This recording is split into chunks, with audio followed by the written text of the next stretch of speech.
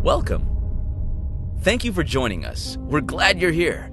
You may have some memories or thoughts of what church is really all about.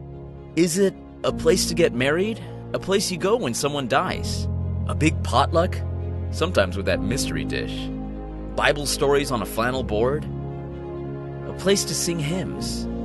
It can be some of those things, but it's really learning to love God and to love others, seeing our relationships with family and friends grow stronger, serving our community, and a place to find hope in a world facing trouble. Also that we can share the incredible good news of Jesus with others who need this good news just like we do. We believe Jesus died on the cross and rose again to save us all, bringing us new life, healing, and peace.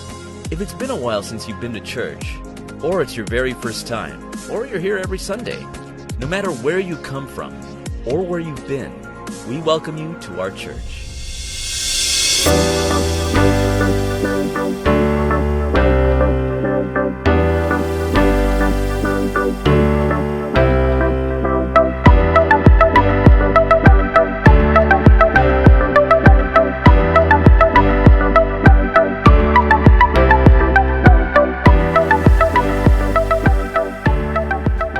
Shalom saudaraku, Bapak dan Ibu dan teman-teman dari JCA. Kalau bicara mengenai kasih, karena ini kan tanggal 14, tanggal 15 itu biasanya kita bicara mengenai Valentine's Day ya. Banyak yang kasih bunga, mawar, coklat dan sebagainya. Tapi tentu kalau saudara dan saya bicara mengenai kasih, biasanya bicara dari Roma 13 mengenai kasih. Kasih panjang sabar, kasih tentu saja tidak menghakimi, dan seterusnya ya saudara-saudara. Tetapi yang saya ingin kembali kita sekarang mau celebrate bersama-sama adalah pada waktu kita bicara minggu ini, Pastor Hadi bicara meneruskan serial khotbah kita dan temanya adalah kasih yang diperbaharui. Nah, pas banget ya kayaknya. Oleh karenanya saudara, dimanapun saudara berada, kalau saya sekarang, saya masih ada di airport di Sulawesi di bagian utara dan mau pulang ke Jakarta, mau ketemu dengan saudara-saudara sekalian tentu saja dalam kebaktian kita. Tetapi kalau saudara ada dimanapun saja, tentu saudara akan juga bersama-sama dengan kami semua dan kita akan mengikuti kebaktian JCA online. Yuk kita akan mulai, kita doa dulu saudara-saudara. Bapa yang dalam sorga, terima kasih untuk kebaikan-Mu. Mari Engkau bersama dengan kami, Engkau memberkati kami ya Tuhan Yesus di dalam kebaktian online saat ini, dari awal, pertengahan hingga akhir, karena kami rindu kembali mendengarkan suara-Mu, kembali menerima berkat untuk juga dapat memberkati banyak orang. Terpujilah nama-Mu dan diberkatilah kami semua. Amin. Mari saudara, kita ikuti JC online bersama-sama. Tuhan Yesus memberkati.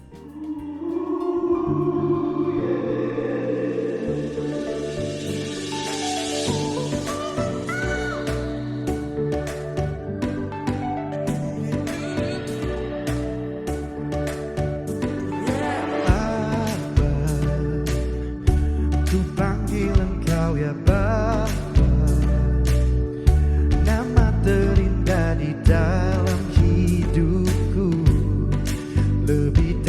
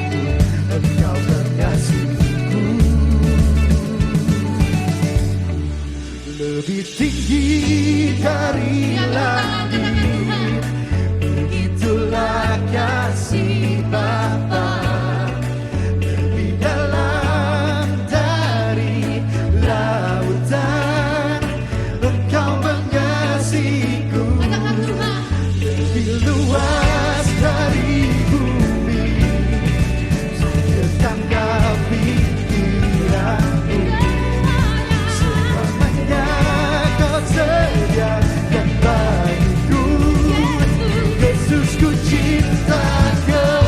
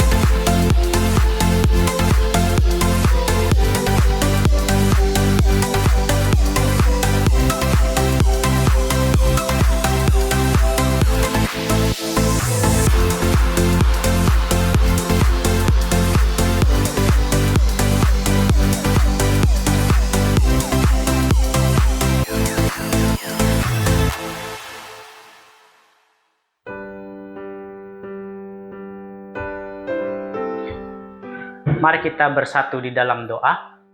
Tuhan Yesus, terima kasih saat ini kami mau mendengar sebagian daripada firman-Mu.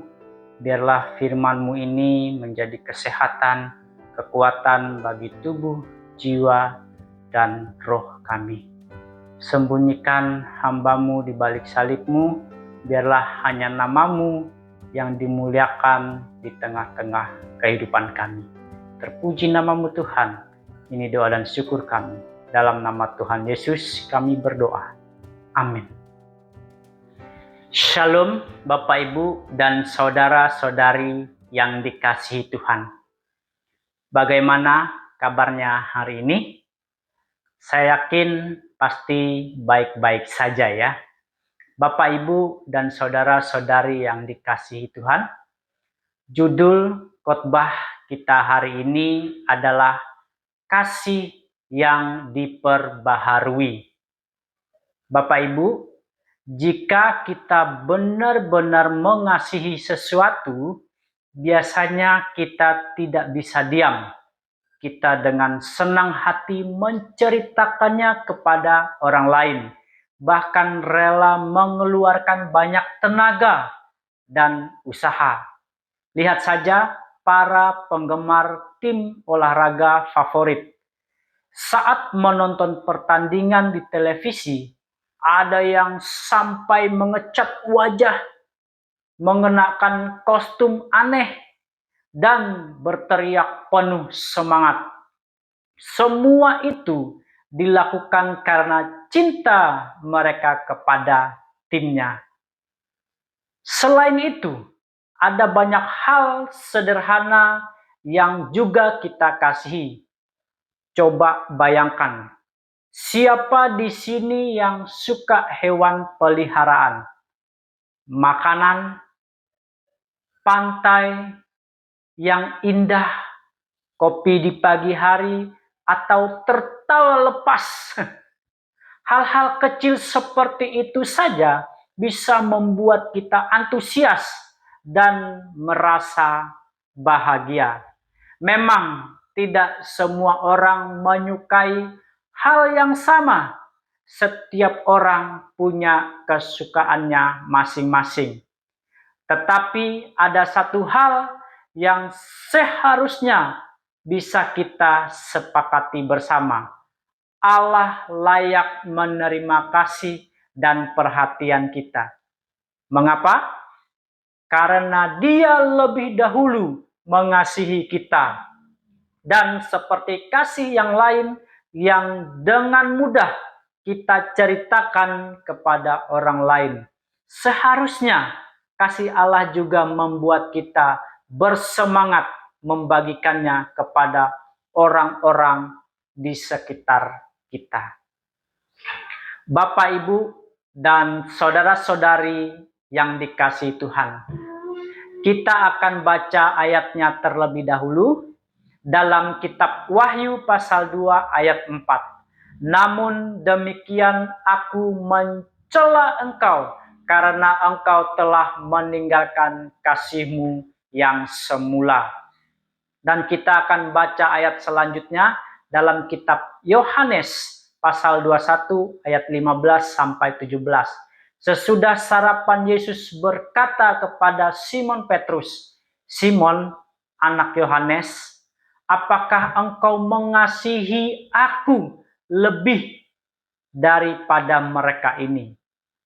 Jawab Petrus kepadanya, "Benar Tuhan, engkau tahu bahwa aku mengasihi engkau." Kata Yesus kepadanya, "Gembalakanlah domba-dombaku."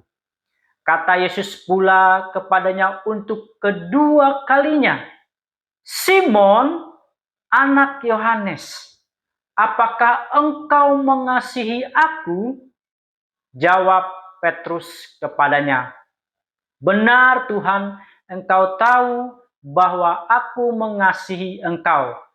Kata Yesus kepadanya, "Gembalakanlah domba-dombaku."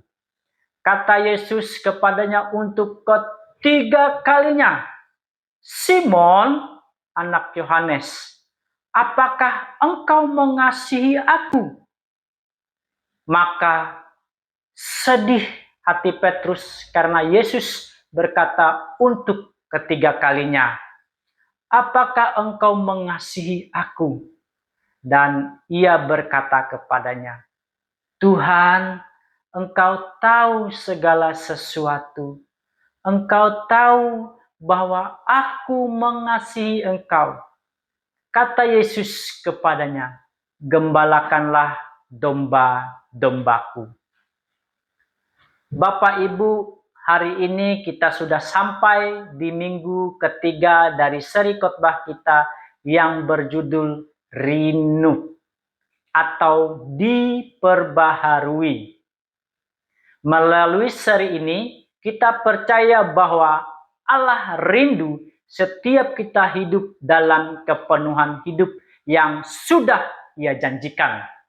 Seperti yang Yesus katakan dalam Yohanes pasal 10 ayat 10. Memang si jahat berusaha mencuri, membunuh, dan membinasakan.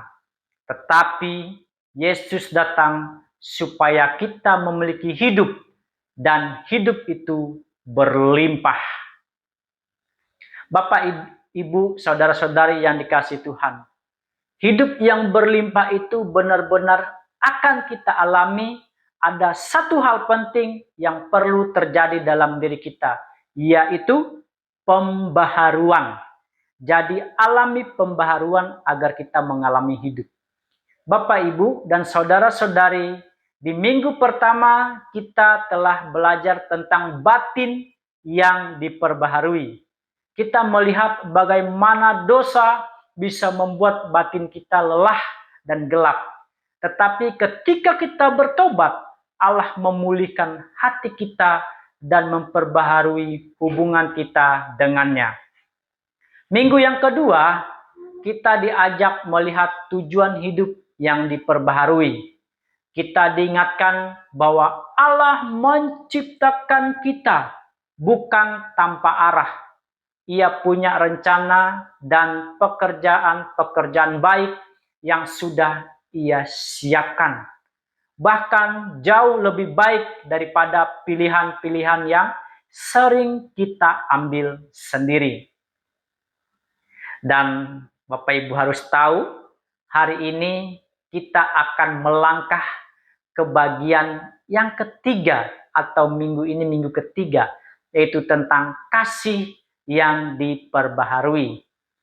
Kasih yang diperbaharui adalah kasih yang Allah rindukan saat kita bangun kembali kepadanya, supaya hubungan kita dengan Tuhan tidak hanya rutinitas, tetapi penuh dengan kasih yang hidup dan nyata. Lantas, bagaimana kita memperbaharui hidup kita kepada Tuhan dengan baik? Poin yang pertama hari ini adalah kasih yang harus diperbaharui. Mari kita baca ayatnya terlebih dahulu dalam kitab Wahyu 2 ayat 4.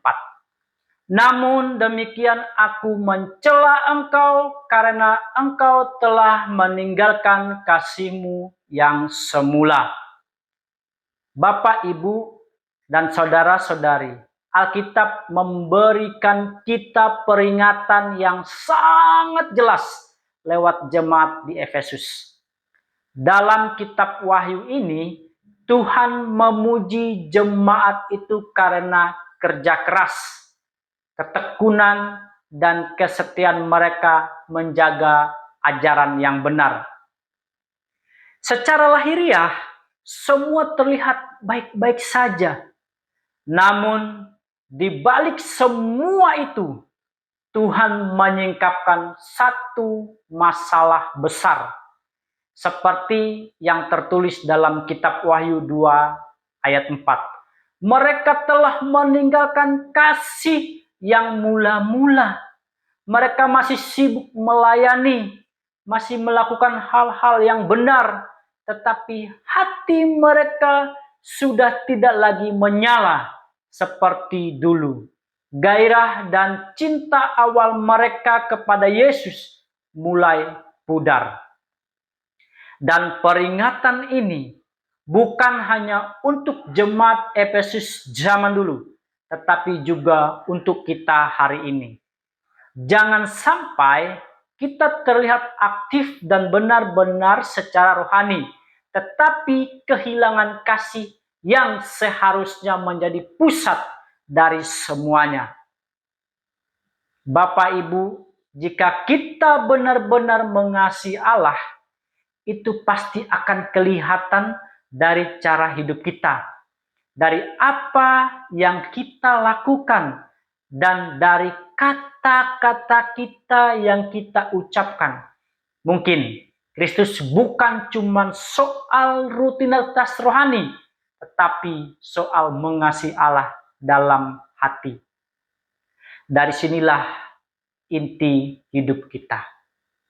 Kita akan mengasihi Tuhan dan Dia pusat hidup kita, maka cara berpikir, bersikap, dan bertindak kita pun diarahkan oleh kasih kepadanya. Dan pada titik itu, hal-hal lain otomatis jadi tidak lebih penting lagi dari Allah. Saat Allah kita tempatkan sebagai yang terutama, kita justru lebih mampu mengasihi Dia dengan tulus dan mengasihi sesama kita dengan benar.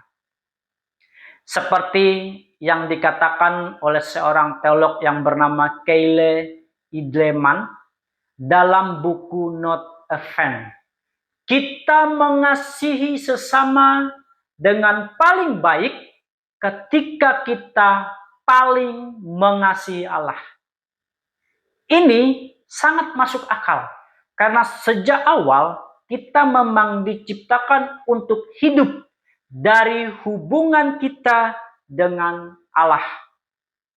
Dari sanalah kita menemukan makna hidup, nilai diri, dan kepenuhan yang sejati. Masalahnya, seringkali kita justru mencari semua itu dari hal-hal lain, seperti hobi, tim olahraga, hewan peliharaan, makanan kesukaan, pasangan kita, bahkan anak-anak kita. Padahal hal-hal itu tidak pernah dirancang untuk menggantikan posisi Allah. Di sini kita butuh pembaharuan. Tanpa sadar, hubungan kita dengan Tuhan bisa terabaikan karena perhatian kita dicuri oleh banyak hal lain. Dan ketika Allah tidak lagi jadi yang utama nih, biasanya kitalah yang mengambil posisi itu. Akibatnya, bukan cuma kita yang terluka, tetapi orang-orang di sekitar kita juga ikut merasakannya. Bapak, Ibu, saudara-saudari yang dikasihi Tuhan, saya punya sebuah ilustrasi seperti baterai ponsel ya. Ponsel memang sangat canggih, apapun tidak akan berguna jika baterainya itu habis. Mau kameranya bagus, aplikasinya lengkap, atau fiturnya paling terbaru, semuanya jadi percuma ketika tidak ada dayanya. Hal yang sama juga terjadi dalam kehidupan rohani kita. Kita bisa aktif melayani, rajin beribadah, dan terlibat dalam berbagai kegiatan gereja. Secara luar terlihat baik. Tetapi kalau kita tidak terhubung dengan sumber hidup itu, yaitu Allah, semua itu bisa terasa kosong dan melelahkan. Bapak Ibu, kasih yang diperbaharui itu seperti ponsel yang terus di-charger. Bukan soal seberapa sibuk kita melakukan hal-hal rohani, tetapi seberapa dekat kita dengan Tuhan. Bapak Ibu, poin yang kedua adalah kasih yang tidak diperbaharui. Mari kita baca ayatnya terlebih dahulu dalam kitab Yohanes pasal 21 ayat 17. Kata Yesus kepadanya untuk ketiga kalinya, "Simon, anak Yohanes, apakah engkau mengasihi aku?" Maka sedih hati Petrus karena Yesus berkata untuk ketiga kalinya, "Apakah engkau mengasihi aku?" Dan ia berkata kepadanya, "Tuhan, engkau tahu segala sesuatu. Engkau tahu bahwa aku mengasihi engkau." Kata Yesus kepadanya, "Gembalakanlah domba-dombaku." Bapak, Ibu, dan saudara-saudari yang dikasihi Tuhan, peristiwa ini terjadi setelah Yesus bangkit dari kematian. Para murid termasuk Petrus sedang kembali ke kehidupan lama mereka sebagai nelayan.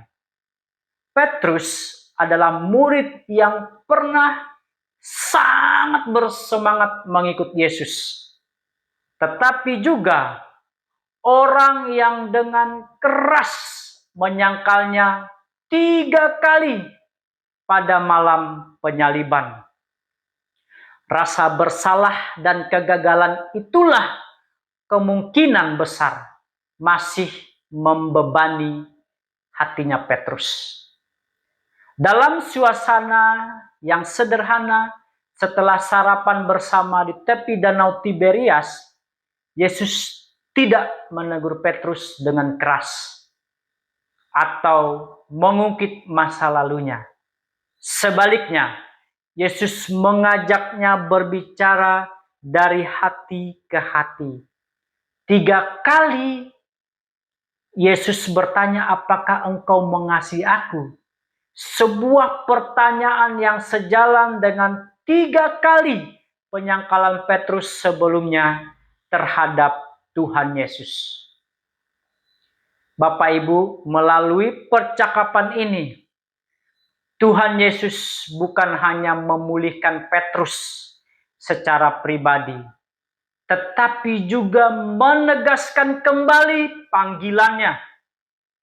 Kasih yang sempat runtuh dipulihkan, dan dari pemulihan itulah Petrus kembali dipercayakan untuk menggembalakan umat Tuhan.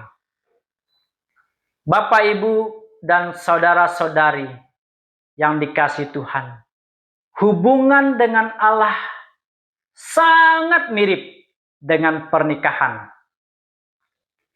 Pada awalnya, pernikahan pasti menjaga api kasih itu terasa mudah. Kasihnya masih segar dan penuh bersemangat. Namun, ujian sejati dari sebuah pernikahan terjadi bertahun-tahun setelah janji itu yang kita katakan, aku bersedia, dan diucapkan itu. Pasangan yang mempertahankan kasih yang dalam adalah mereka yang membangun kebiasaan-kebiasaan sehat. Waktu khusus bersama, komunikasi terbuka, dan tindakannya saling melayani. Mungkin Bapak, Ibu, dan saudara-saudari telah menjadi orang percaya cukup lama, bertahun-tahun. Bapak, Ibu, dan saudara-saudari, ingatkah bagaimana rasanya saat pertama kali menyerahkan hidup kita kepada Allah? Pastinya penuh semangat itu pertama kali. Sering membicarakan Tuhan Yesus, rajin membaca Alkitab dan berdoa. Namun seiring waktu, hubungan itu tidak menjadi biasa lagi.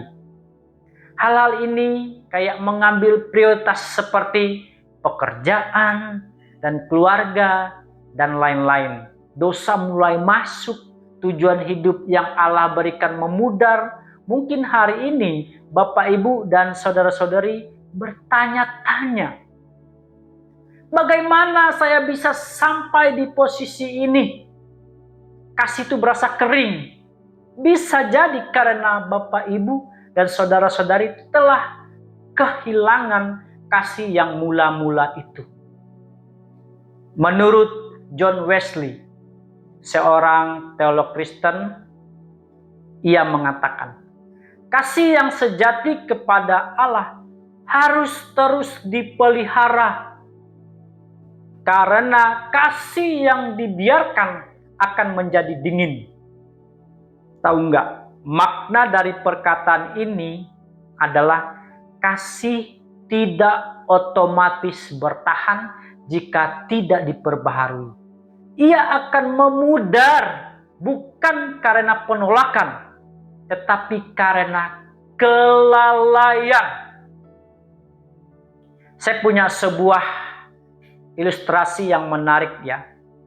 Sebuah mobil yang dipakai terus-menerus tanpa diservis mungkin masih terlihat baik-baik saja di luar. Mesinnya masih menyala, jalannya masih lancar, tetapi perlahan tanpa disadari kerusakannya mulai terjadi sampai akhirnya mobil itu mogok. Bukan karena satu kesalahan besar, tetapi karena perawatan kecil yang terus diabaikan. Begitu juga dengan kasih kita kepada Tuhan. Kasih yang tidak diperbaharui jarang rusak secara tiba-tiba. Ia memudar pelan-pelan, bukan karena satu dosa besar, melainkan karena kelalaian kecil yang dibiarkan. Jarak yang tidak segera dipulihkan dan ketakutan yang tidak diserahkan kepada Tuhan. Biasanya begitu. Inilah yang terjadi juga kepada Petrus. Ia tidak jatuh dalam satu langkah besar, tetapi perlahan-lahan menjauh karena takut. Kedekatannya dengan Yesus tetap ada secara fisik, tetapi hatinya mulai berjarak.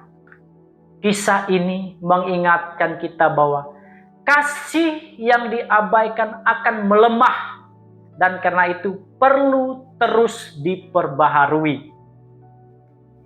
Jadi kesimpulan khotbah kita hari ini adalah kasih kepada Allah bukan hanya soal apa yang kita lakukan, tetapi tentang siapa yang menempati posisi utama di hati kita.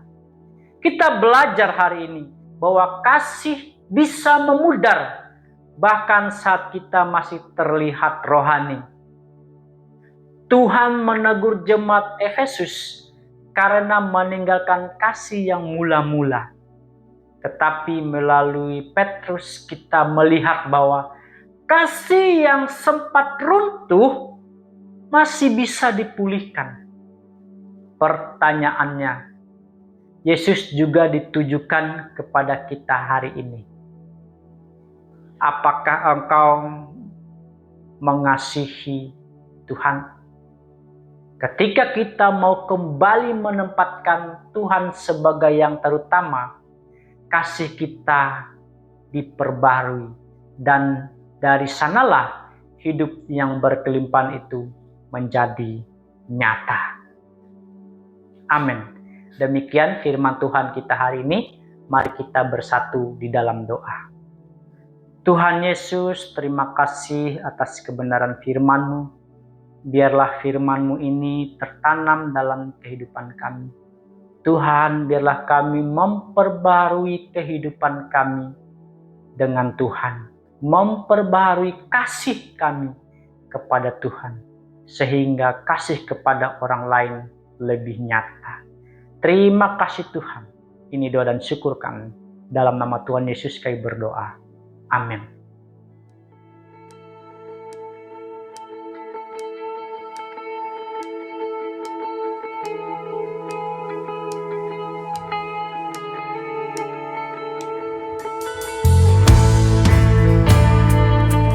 Mari naikkan hati saudara, dan mari kita menyembah Tuhan. Haleluya.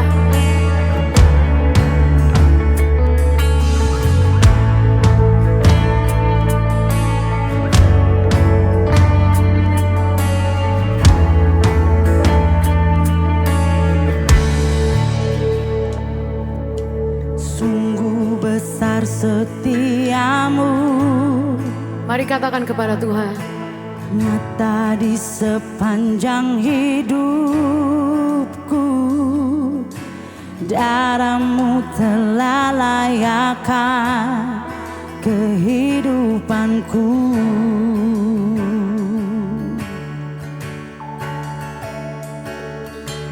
Tiada kata yang bisa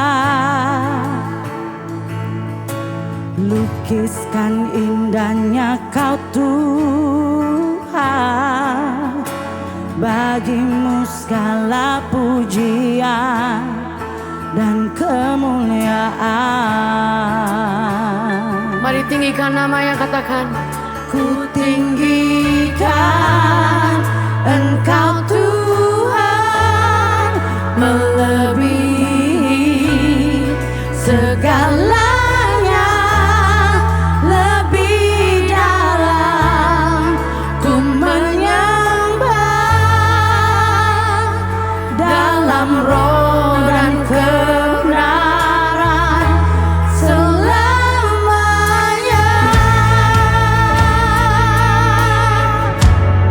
Naikkan syukurmu,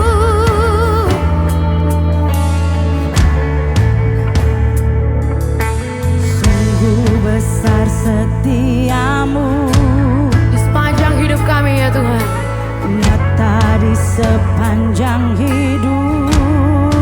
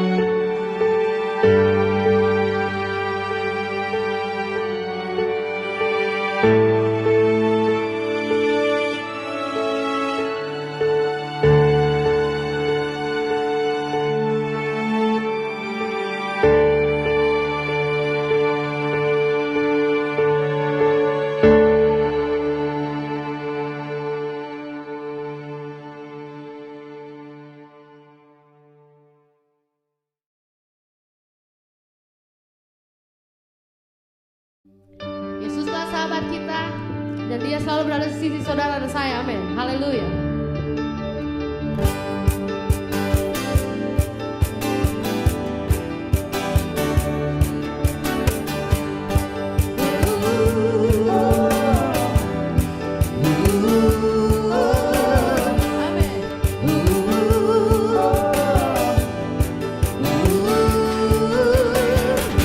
Hidup yang kupilih Katakan Tuhan, membuatku berarti, karena Yesus Tuhan tempatku percaya dan berharap. katakan.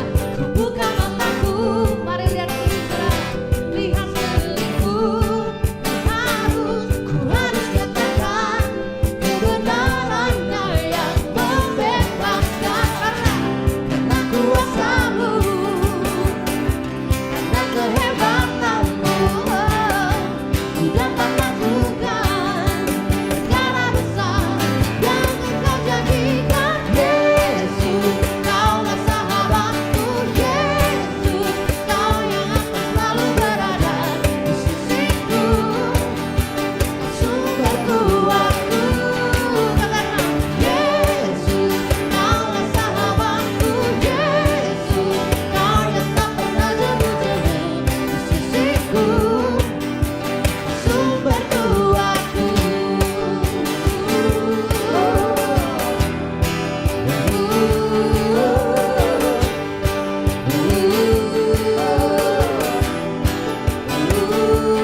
Katakan hidup. Dan ini akhir daripada JCE Online. Dengan mengucapkan syukur dan terima kasih, saya selalu ingin mengajak kita juga untuk menyalurkan apa yang telah kita dapatkan menjadi saluran berkat yang juga bisa memberkati banyak orang. Oleh karenanya saudara-saudara, pulanglah dengan hati yang bergembira dan lakukanlah apa yang saudara bisa lakukan bersama dengan keluarga saudara-saudara sekalian. Tetapi jangan lupa, pada waktu kita menerima berkat itu, kita akan salurkan kembali. Kiranya kasih karunia Allah Bapa di sorga, di dalam cinta kasih Yesus Kristus dan kuasa Roh Kudus menyertai saudara dan saya dari hari ini sampai selama-lamanya. Amin. Tuhan Yesus memberkati. Sampai jumpa.